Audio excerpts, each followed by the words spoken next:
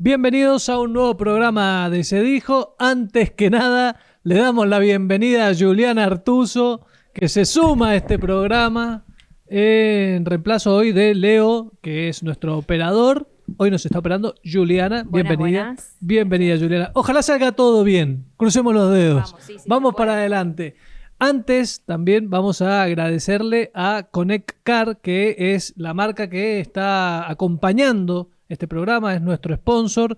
La verdad es que gracias a marcas que tienen compromiso con el periodismo independiente es que podemos sostener este proyecto tanto en el medio como en el streaming. Por eso le queríamos agradecer a Connect Car. Si alguien quiere alquilar un auto, si alguien conoce a alguien que llegue a la provincia y necesita un auto, les recomendamos que lo haga en Connect Car, allí en la calle Primitivo Larreta, a metros del Hotel 5 Estrellas que está allí. Bueno, ahí van a encontrar los mejores autos, todos 0 kilómetros. La verdad es que ayudar a Connect Car también es ayudarnos a nosotros, porque son quienes nos están acompañando en este proceso.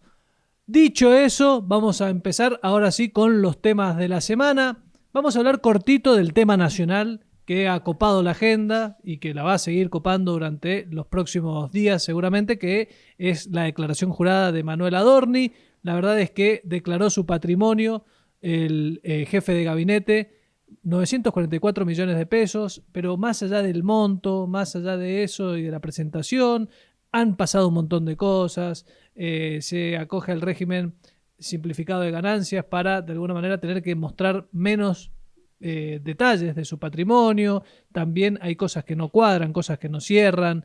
Dice que su gran salto patrimonial lo dio gracias a una inversión en Bitcoin que hizo en 2014 en un pendrive que encontró. Están las operaciones, pero la verdad es que después hay otras entrevistas en las que ha dicho que él entra a conocer el mundo del Bitcoin en 2017, es decir, 3 años después de lo que él dice que entró y ganó miles de dólares. La verdad es que hay muchas cosas que no cierran en lo que dijo Manuel Adorni, y no nos cierran a nosotros, pero tampoco le cierran a los aliados suyos, porque hay sectores de La Libertad Avanza que le están pidiendo a Manuel Adorni que dé un paso al costado, o están cuestionando lo que fue esta presentación que hizo y esta entrevista que dio, donde dio detalles que, más que aclarar, oscurecían. Patricia Bullrich salió a cuestionarlo, la senadora nacional del oficialismo, también comunicado del PRO, que es un partido que viene acompañando a La Libertad Avanza, también cuestionando justamente lo que fueron las explicaciones de Manuel Adorni, también comunicados de la oposición, de la Unión Cívica Radical.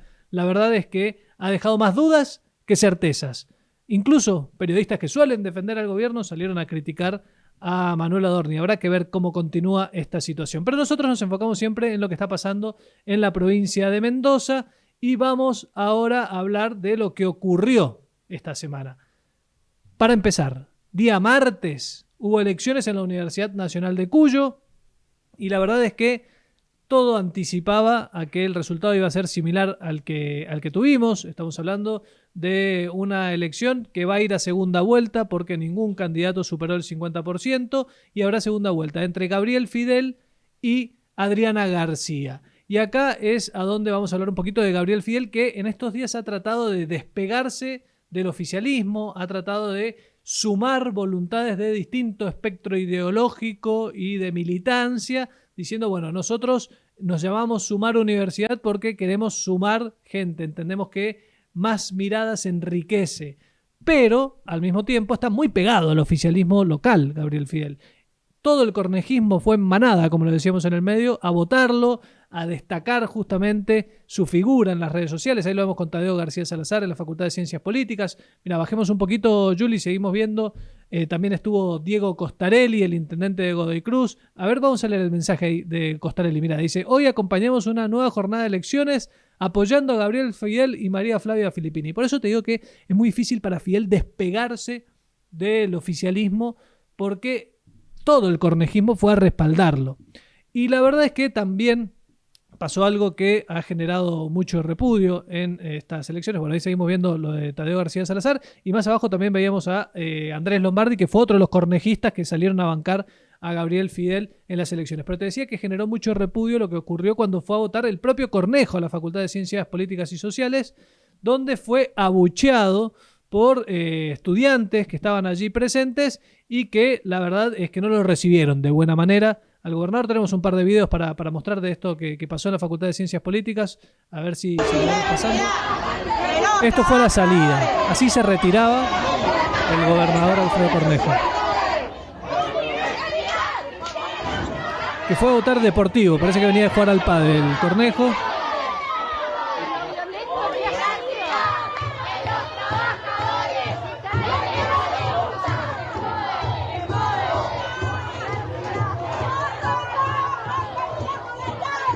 Bueno, esto fue el martes a la tarde, sigue el video, ahora vamos a ver cómo salen un montón de estudiantes a seguir cantando mientras se iba el gobernador de la provincia. Y después había también otro video que es dentro de la Facultad de Ciencias Políticas cuando iba a votar el gobernador Alfredo Cornejo. Ahí vamos a ver el otro video que esto pasaba cuando iba a votar. Bueno, insultos, abucheos, gritos.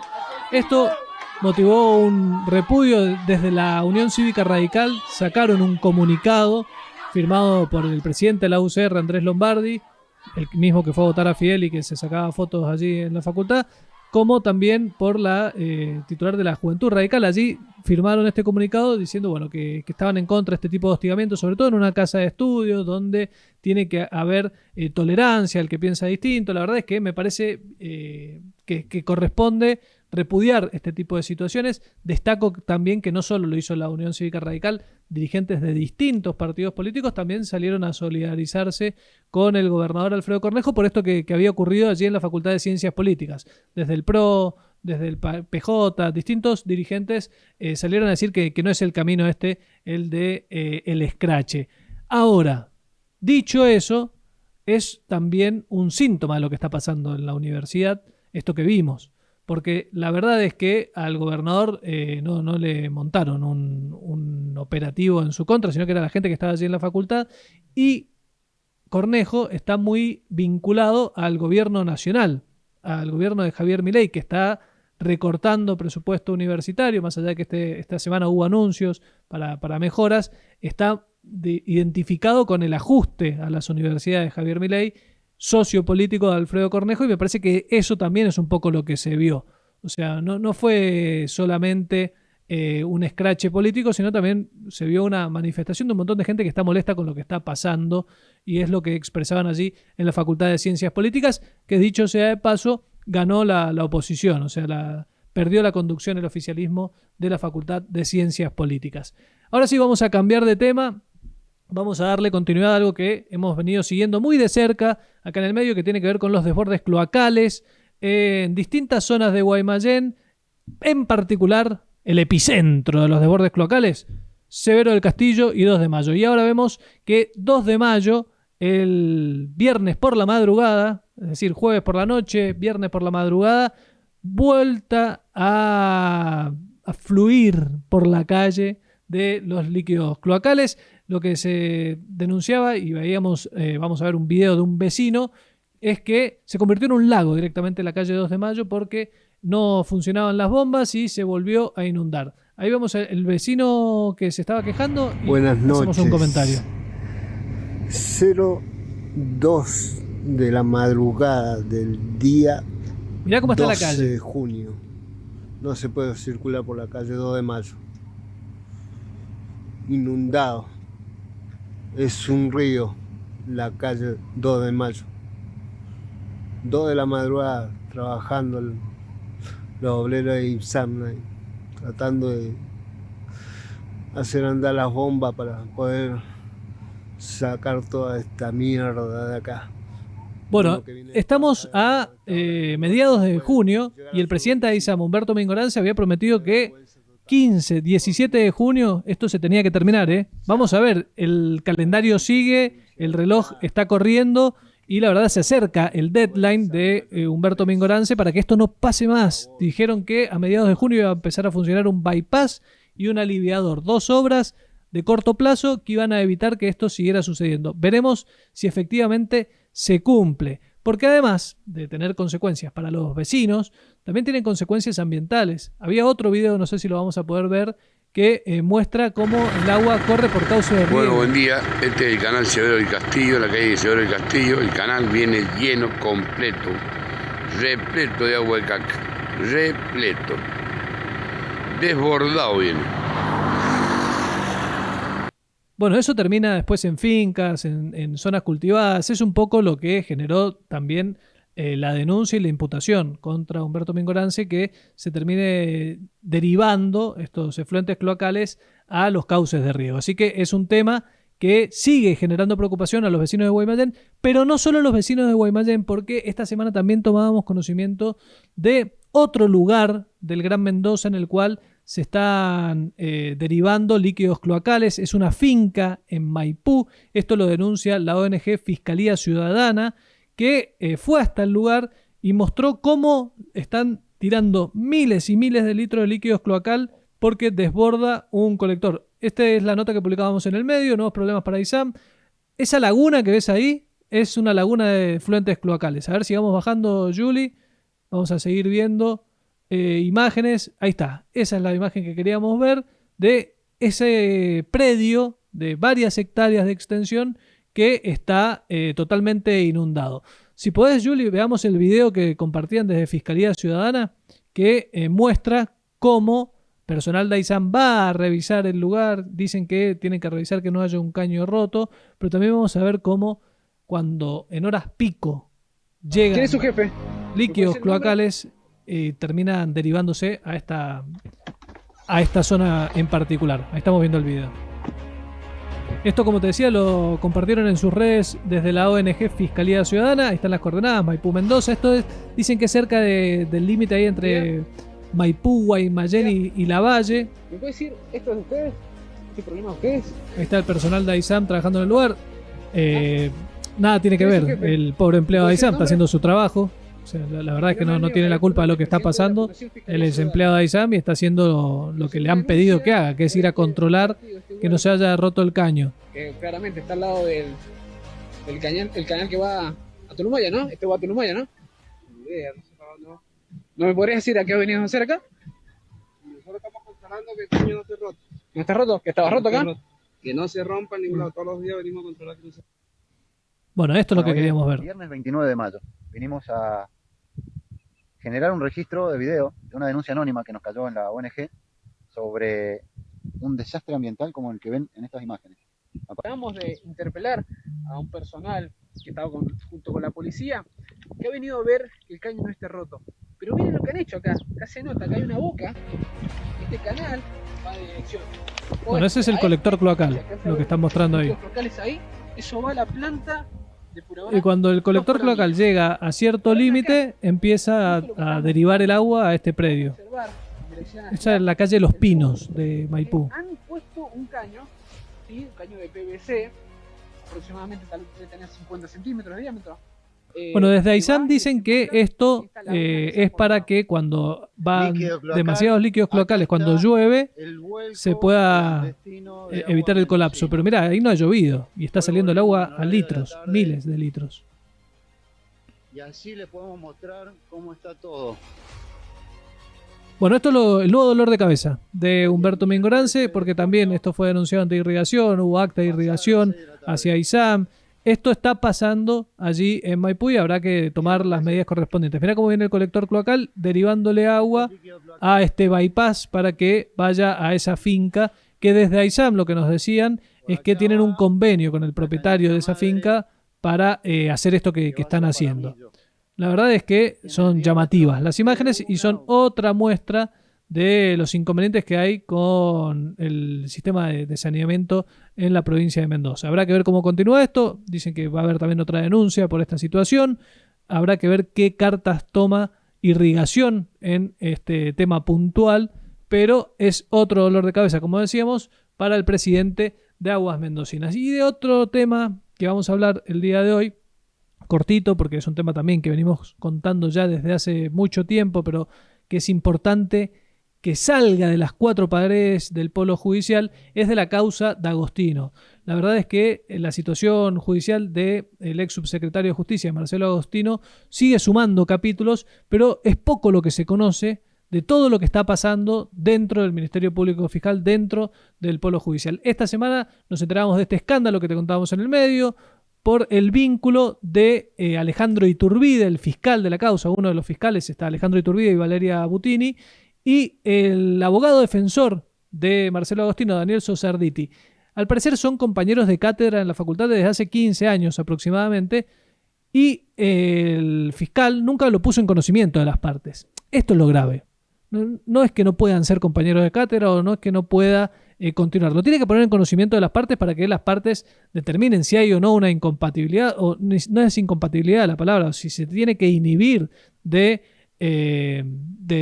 expedirse y de tomar parte en esta causa por no ser imparcial, por ser parcial, porque hay una cercanía con el imputado o su entorno. Esto es lo que cuestionan desde la querella, que el fiscal Iturbide no puso en conocimiento, y acá me parece que es importante entender que en esta causa en particular hubo un montón de actores que se inhibieron de actuar y de participar. Estoy hablando de fiscales, estoy hablando de jueces, que ya sea porque habían sido compañeros de la facultad del imputado, o porque lo conocían de la vida, o porque le debían algún favor, no sé, por distintos motivos, se inhibían de tomar parte en la causa. Este fiscal, que hace 15 años comparte cátedra con el abogado defensor, no lo puso en conocimiento de las partes. Es uno de los escándalos que ha habido esta semana respecto a esta causa que involucra a Marcelo Agostino. Digo uno porque también se filtró un chat en un grupo de jueces que expuso también el rol que tomó otro juez que se llama Rafael Escot, que le acercó a la defensa de Agostino lo que se había filtrado en este chat de jueces.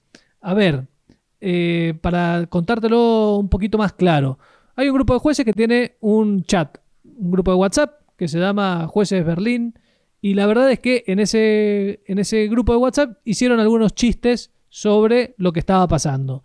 Esos chistes se los filtró el juez Rafael Escot a la defensa de Marcelo D'Agostino. Mira, ahora si veamos la nota que ponías, Juli, la nota de MDZ, esta: filtraciones, mensajes y jueces denuncian que jueces que denuncian a un par, fuerte polémica en la causa de Agostino. Esta es una nota de Pablo Icardi que narra esto que te estoy contando. Ahí lo que habla es justamente de la filtración de estos mensajes que fueron detonante del escándalo. El que filtra los chats es Rafael Escot, que está siendo involucrado en un escándalo con implicancias institucionales, porque hay un grupo de jueces del Tribunal Penal Colegiado que lo denunciaron por filtrar información y mensajes a los abogados defensores de Marcelo Agostino. Acá en la nota te dan los detalles. La polémica por el chat explotó porque los abogados de Agostino presentaron una recusación contra la jueza Belén Salido, a quien le atribuyen parcialidad por los mensajes que había mandado en ese grupo de WhatsApp. Vamos un poquito más abajo porque ahí vamos a ver cuál era el mensaje. Allí lo que ponía la jueza Belén Salido en este grupo de jueces Berlín es: uy, seguro que le piden prisión preventiva, jejeje. Ese comentario, que la verdad lo podés tomar de distintos aristas, tiene que ver con lo que solía pasar con los casos de violencia de género, por las modificaciones que se hicieron en los códigos durante este gobierno, pero más allá de eso, ese mensaje es el que le filtran a la defensa de Agostino, y la defensa de Agostino pide que se aparte a esta jueza Belén Salido, que finalmente salió. Belén Salido ha salido no del grupo, sino de la causa, se apartó de resolver, pero muestra un poco lo que está pasando, y sobre todo, que creo que es lo que hay que prestar más atención, el juego de poder que se está librando dentro del polo judicial. Por eso te digo que es importante que esta causa no se quede encerrada en esas cuatro paredes, sino que se conozca lo que está pasando. El juez Rafael Escot dijo que quería ayudar a su amigo Marcelo Agostino. Marcelo Agostino durante 11 años fue el subsecretario de Justicia de la provincia de Mendoza, manejó el Consejo de la Magistratura, manejó la justicia, manejó el Ministerio Público Fiscal, estuvo detrás del nombramiento de jueces, de juezas, de fiscales. La verdad es que tiene un poder realmente notorio, por más que haya renunciado a su cargo. Y esto lo evidencia, el juez amigo lo quiere ayudar. Está lleno también de evidencia del vínculo que tenía con el procurador Alejandro Goulet, que el procurador Alejandro Goulet se apartó de la causa, se inhibió de participar, lo que no hizo en su momento Iturbide, lo hizo Alejandro Goulet porque entiende que hay una amistad allí con Marcelo D'Agostino que le impide ser objetivo. Eso es lo que está pasando hoy en el Poder Judicial. Y son muchas las cosas que están ocurriendo. Lo hemos hablado, algo hablaba también la semana pasada acá Gustavo Gutiérrez. Hemos visto que hay testigos que se arrepienten de lo que habían dicho en audios que habían sido aportados a la causa y después se arrepienten o dicen que se olvidaron las cosas que habían estado hablando antes. Bueno, muchas cosas que pasan dentro de 4 paredes del Poder Judicial y nosotros queremos que estas cosas se conozcan y las vamos a seguir contando porque va a seguir evolucionando esta causa y van a seguir ocurriendo distintos hechos. Volverán seguramente a pedir la detención de Marcelo D'Agostino, que recordemos está libre, más allá de la gravedad de las acusaciones en su contra. Está denunciado por abuso sexual con acceso carnal y también está denunciado por violencia de género. Ha sido imputado solamente por amenazas en contexto de violencia de género y por la aportación de un arma con un permiso que no estaba al día y también porque tenía balas punta hueca que están prohibidas. Pero por el resto de los delitos no se ha avanzado con la imputación y por eso preserva su libertad. Seguiremos atentos a estos temas que estábamos planteando, pero ahora vamos a tomar un respiro porque tenemos invitado en el estudio y vamos a hablar un poquito sobre infraestructura de la provincia de Mendoza.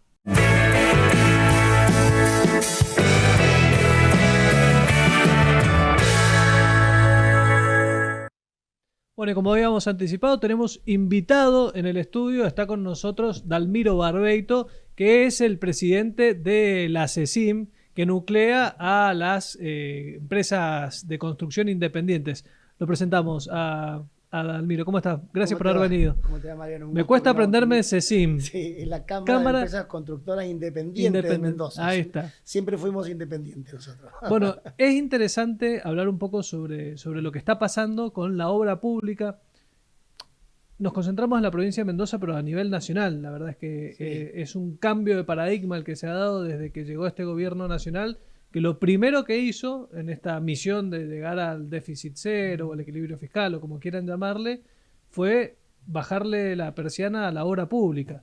Y eso sin duda fue un impacto importante, me imagino. Sí, yo creo que eso impactó no solamente a las empresas constructoras que nos dedicamos a este rubro. Más cerca del micrófono te voy a pedir, Dalmiro, por favor. Es tan particular, sino que impactó en toda la industria de la República Argentina, sobre todo a el gran cinturón del conurbano bonaerense, que tiene una pata industrial verdaderamente importante y que se han producido en los últimos 50 años muchos bienes de origen argentino. El no haber inversión pública realmente impactó fuertemente en todo el entramado pyme de la República Argentina. En esa situación estamos nosotros, ¿no es cierto? Claro. Bueno, y acá en la provincia de Mendoza yo creo que el que mejor lo ha definido es Julio Cobos, el ex gobernador, ex vicepresidente, que dijo que en Mendoza tenemos a San Portezuelo, que son estos fondos del resarcimiento, estos 1.023 millones de dólares,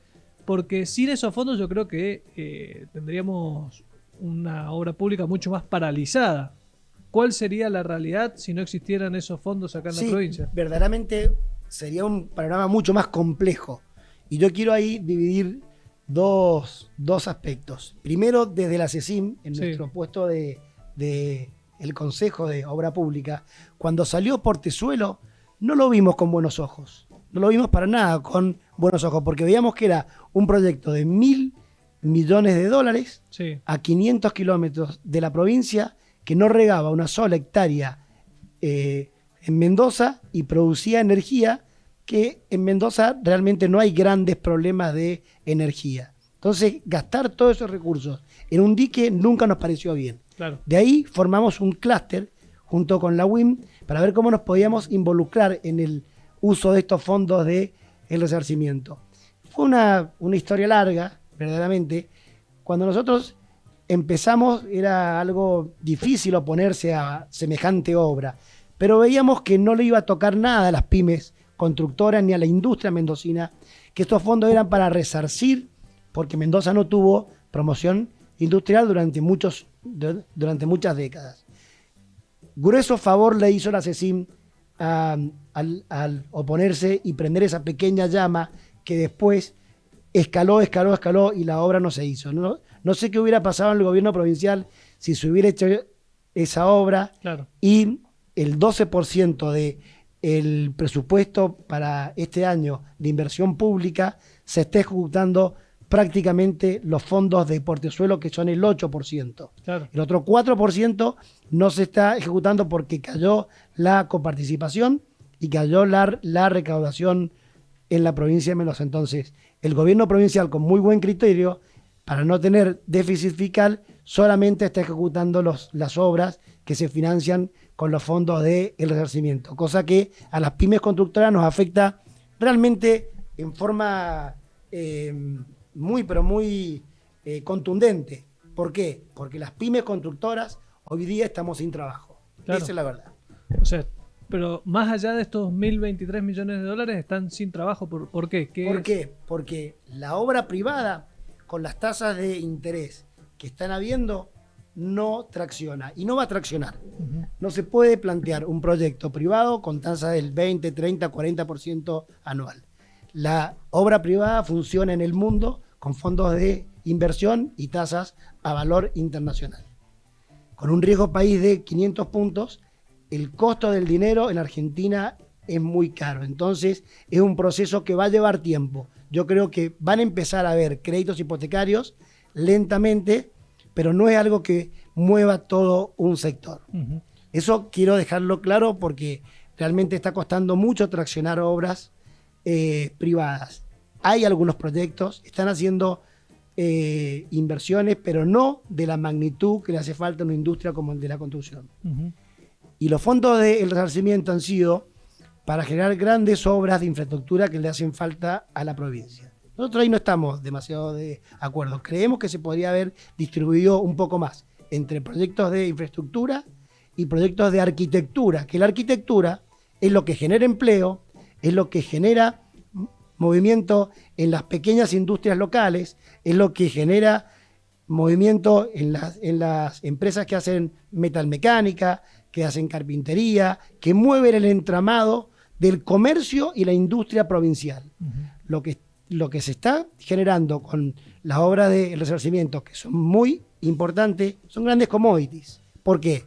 Porque las rutas son asfalto, que es un commodity, maquinaria, que es un commodity, muy poca mano de obra, porque las obras de infraestructura a gran escala mueven menos mano de obra que las obras de arquitectura. Eso, así funciona el rubro. El hierro es un commodity, el cemento es un commodity. Entonces, nosotros creemos que si se pudieran disponer parte de los fondos de resarcimiento en pequeñas obras de arquitectura, llegarían mucho más al entramado de las pymes locales. O sea, ahí a ver si entiendo, habría más derrame. Mucho más derrame. El derrame se produce en la construcción con la arquitectura, no con la infraestructura. Uh-huh. Y el gobierno ha hecho realmente muy buen negocio, y lo ha hecho muy bien, creo yo, en que ha habido alta competitividad a la hora de cotizar las obras, con muchísimas ofertas. ¿Por qué? Porque en toda Argentina no hay obra. Entonces, realmente han traccionado mucho y el gobierno ha hecho un muy buen trabajo a la hora de publicar y licitar estas obras. Claro. Pero cuando las obras están tomadas con muy bajo margen, también generan menos derrame. Entonces yo creo que los fondos del resarcimiento van a producir un muy buen efecto de infraestructura en la provincia, pero no va a haber el derrame que nosotros prevíamos que tiene que haber, porque esto es un resarcimiento a la industria y al comercio mendocino por no haber tenido el régimen de la promoción industrial. Claro. Bueno, me imagino que distinto sería el escenario si se siguiese ejecutando el presupuesto de obra pública más allá del fondo del resarcimiento. Ahora, siendo lo único que se está haciendo las obras del fondo de resarcimiento, el impacto es directo en el sector.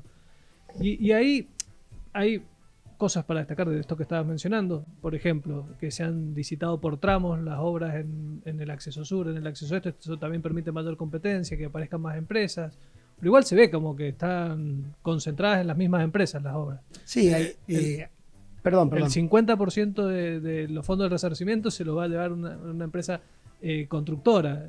Para poner un ejemplo, o sea, son muchas obras, es mucho dinero, pero no son tantas las empresas que van a estar. No, verdaderamente nosotros lo manifestamos hace un par de meses atrás. Dijimos que había concentración en la adjudicación de las obras con los fondos de el resarcimiento. Nosotros creemos que de la forma que podríamos haber aportado las pymes constructoras es que parte de esos recursos no se gasten en obras de tan magnitud, sino que se hubiera atomizado en arquitectura. ¿Por qué?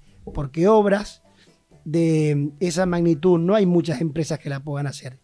Y me parece que han habido ofertas con precios muy competitivos. Entonces esto ha hecho que pocas empresas concentren mucha cantidad de los fondos del resarcimiento. Claro. Y ahí en el tema de la priorización o cómo se determina qué obra es necesaria y qué obra no, ¿qué entienden ustedes que se podría haber evitado o se debería haber reconducido a este tipo de obras de arquitectura que generan más mano de obra, más derrame, etcétera? Desde la Cámara, desde la CECIM nos reunimos con las autoridades y realmente nosotros propusimos que se licitaran obras de viviendas en el IPB, que en realidad se venían ejecutando mucho más, se venía licitando mucho más de lo que se ha licitado en los últimos 2 años, porque realmente la construcción de la vivienda social es lo que más derrame genera. Una casa genera 2 puestos de trabajo directo y 2 puestos de trabajo indirecto.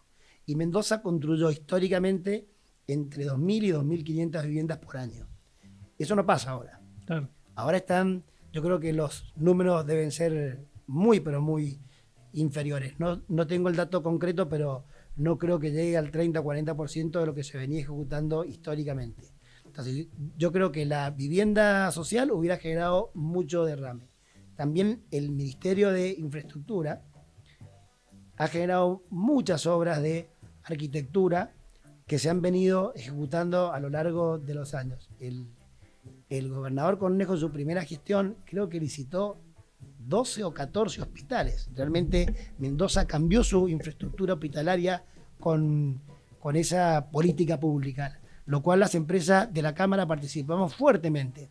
Yo creo que hay muchas obras de infraestructura que hacen falta y el corolario, lo que ha ocurrido es que el gobierno no prevía que se iba a caer la coparticipación y las recaudaciones. Entonces yo creo que el ajuste fue por la inversión pública y eso realmente a las pymes constructoras nos ha pegado de una manera muy importante. Bueno, pero ahí, en esto de priorizar y de determinar cuál es la obra que correspondería o que mejor sería realizar, hay muchos que cuestionan, por ejemplo, el sentido de la oportunidad de hacer un tren al este, por ejemplo.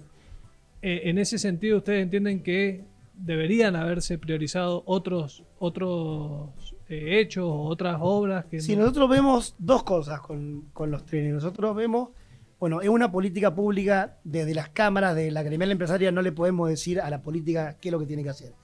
La política hace lo que cree que tiene que hacer en su gestión pública. Entonces, las cámaras podemos sugerir. Nosotros lo que les sugerimos en determinadas oportunidades, primero es que el Metrotranvía no tenga tantos adicionales, porque realmente es una obra que ha costado mucho, ha tenido muchos cambios y y eso ha impactado fuertemente en el presupuesto provincial, porque eso se paga con el presupuesto provincial, el Metrotranvía.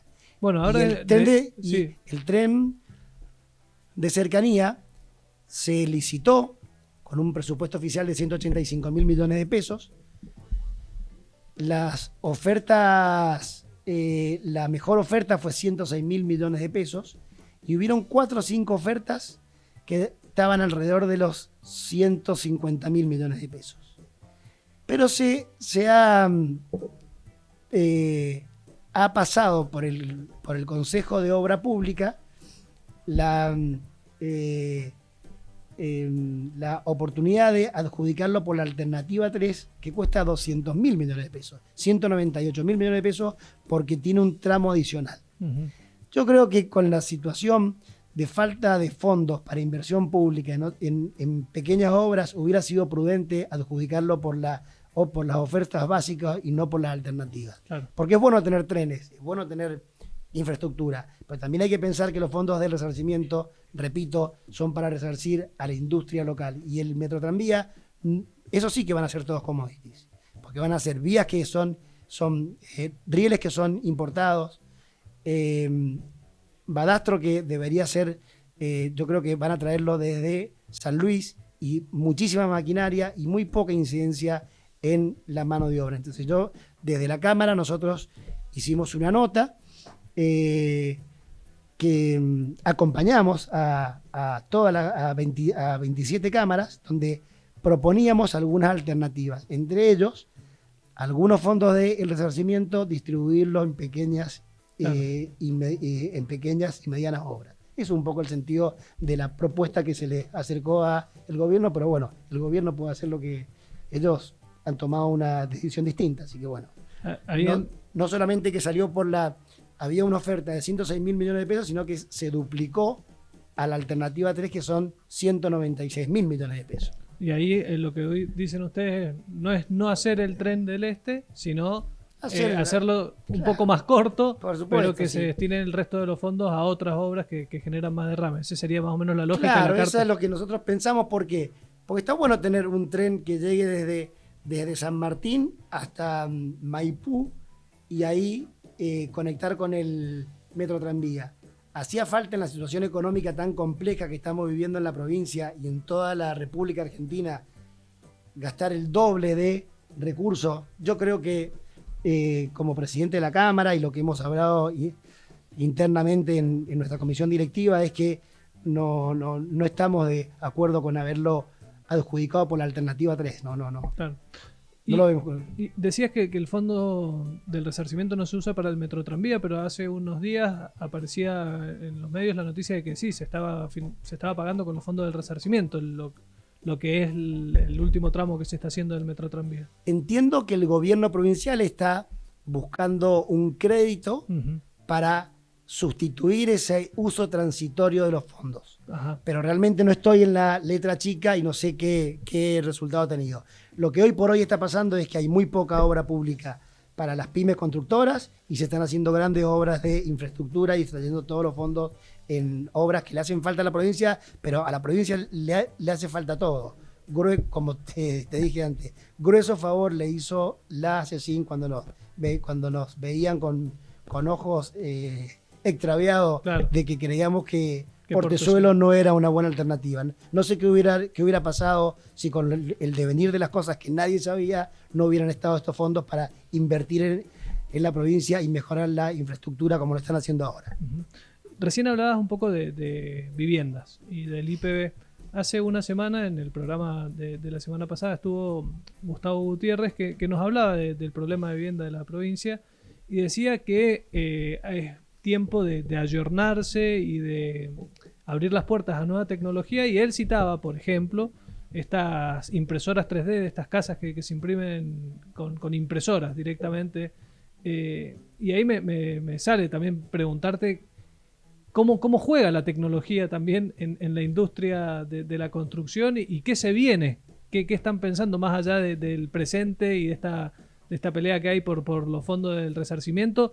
¿Qué aparece para el futuro en materia de construcción? Bueno, lo que ha dicho el concejal Gutiérrez yo creo que está demasiado adelantado. Yo no creo que impresoras 3D para hacer viviendas sean más barato que el ladrillo, que en realidad tiene un precio muy competitivo en la provincia, y los sistemas alternativos de construcción en seco. Creo que eso es demasiado aventurado mínimamente para poderlo nombrar. No estoy de acuerdo para nada en eso. No. Creo que nosotros lo que tenemos que hacer en la construcción de viviendas es resolver los problemas paso a paso. Primero, ver cómo subsidiamos la tasa de alguna forma para que la clase media argentina y mendocina pueda tener alguna ventaja para poder acceder al crédito que le haga construir los metros cuadrados básicos para una vivienda. Creo que yo empezaría por ese lado. Por otro lado, creo que la inversión pública en la construcción de viviendas ha sido una política de Estado y realmente ha funcionado. Si uno ve la cantidad de viviendas que ha construido el IPB en la historia de la provincia de Mendoza, no sé qué hubiéramos hecho si no hubiéramos tenido IPB. Claro. Con la economía tan volátil que ha tenido la provincia. Realmente es una... y que ha tenido Argentina, perdón. Porque hemos pasado a tener inflación del 100% anual a el 20% anual. Entonces ha sido muy difícil construir viviendas para la clase media argentina con la volatilidad de la economía. Se construyó un poco en la década del 90 que no había inflación. Pero nosotros creemos que en esta economía que está cambiando en Argentina van a venir buenos horizontes para poder obtener créditos, para poder hacer viviendas como se hacen en todo el mundo. Lo que pasa es que hay que irse adaptando a la realidad lo más rápido posible. Uh-huh. ¿Y qué es lo que nosotros vemos?